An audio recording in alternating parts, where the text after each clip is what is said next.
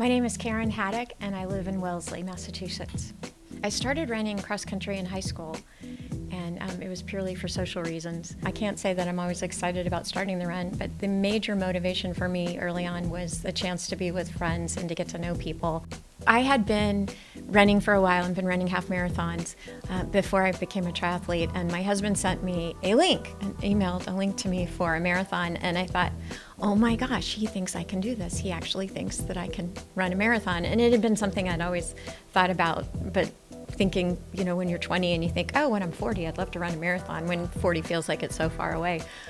So when I was 47, I signed up and trained and ran that marathon. And my friends were lined up, and one ran with me a little bit, and then they handed me off to my coach, Gigi, and she and I finished the last 6 miles. And at mile 24, Bill, who was in jeans, my husband, and tennis shoes, took my water belt, and he ran the last 2 miles with me too, and my kids were at the finish line. It was just an amazing experience because it was something I didn't know I could do, and as I said, it just opened all kinds of doors to what's possible.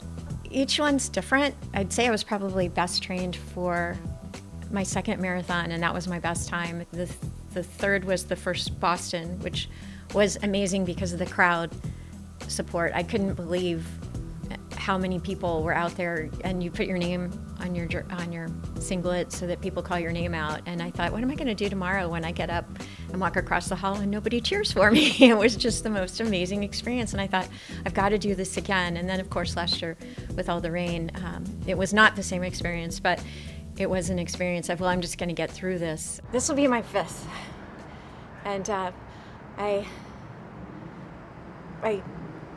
don't know how to describe how it feels. I don't run for speed, but I do run for the feeling of accomplishment and completion, and the friends that you make along the way. And it's just, to me, one of my favorite things, even though I hate putting on my shoes and I hate leaving a warm, comfortable house. Getting outside in the fresh air, getting through it, running in the cold, coming back in and warming up. It's a gift. My friend Claire Eanes was diagnosed in 2010 with stage 4 colon cancer, and while I was racing in California at the time, I was at a race. I tell this story all the time. I was at the starting line, and a woman had a shirt on that said, if you think running a marathon is hard, try chemotherapy. And that really resonated with me. I had an opportunity to run for, as I was talking about, Tegan Stedman, who started Shred Kids Cancer. That was to raise money for the LA Marathon. And I ran that for Claire, and I had "This is for Claire" on my bib. After Claire passed away in 2015, we moved here to Massachusetts, and I watched the first Boston Marathon. It was too late for me to get a number, but we watched, and I thought, I really want to do this. So I got a number with the Wellesley Scholarship Foundation. I had put my name on a list, and then after that, I had met Carol Chowie, who introduced me to so many people in the running community here. And that's when I thought, I want to run for Dana Farber in memory of Claire, in honor of Carol, and so many others. And now I'm running in honor of Mary. Last year, Karen and I ran the Boston Marathon together, and this year Karen's running, and I have a different marathon. My name is Mary Rich, and I'm a breast cancer patient, so my marathon is chemotherapy, and then surgery, and then radiation until I'm cured. So it's very different this year, but I'm sure I'm going to get through it, and it'll be behind me, and then and I'm another marathon. Exactly. There'll be future marathons for me.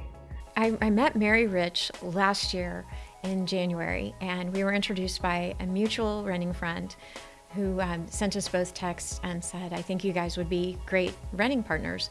So we started to run together, and Mary had never really been a runner and signed up to do the marathon in January, and amazed me with how quick she took to running. In September, September of 2018, Mary was diagnosed with breast cancer. When it came time to sign up for Boston, I knew that I was working part-time, and I knew I wanted to run it again, but I wasn't sure about whether or not it was a good thing to do when I was starting a new job. However, when I found out about Mary, I thought, well, I need to do this. I've got to do this for Mary. So we're still together as we finished the race last year, hand in hand at the end of the Boston Marathon. We're still together on this one too, to her treatment.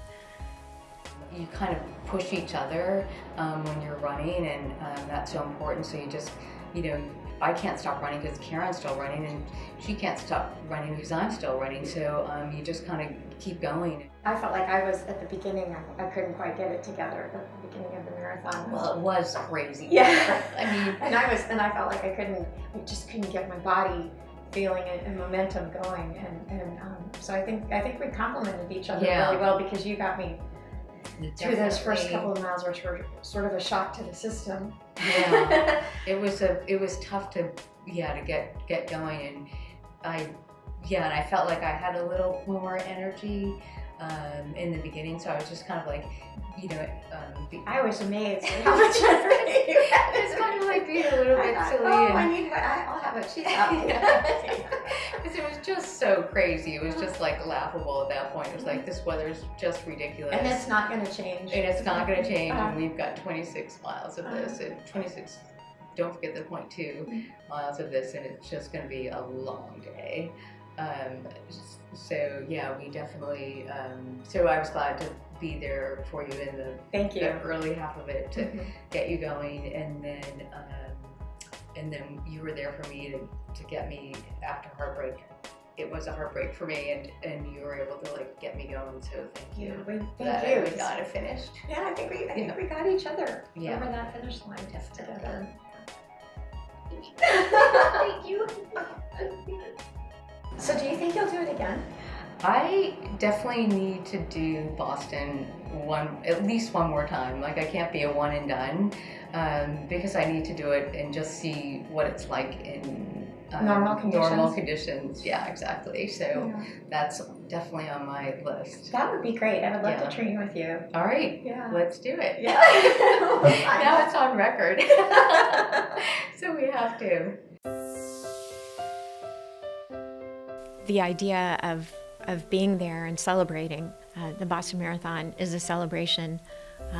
The training, I would say, is more of the individual part, the part where you are in your head and you're hearing voices saying, okay, aren't you getting a little old for this? Or you're done your one and done a couple of times, and let's do something else. But for right now, I feel like this is a great way for me to give back, and I can do it, so I want to do it. It is hard. Training is very, very hard. I keep hearing people say, well, if it were easy, everyone would do it. And when you live in a city like Boston and you meet people who have been running for 10, 15 years in a row, you sort of feel like, well, it's what's so special about it, because it seems like everybody's running.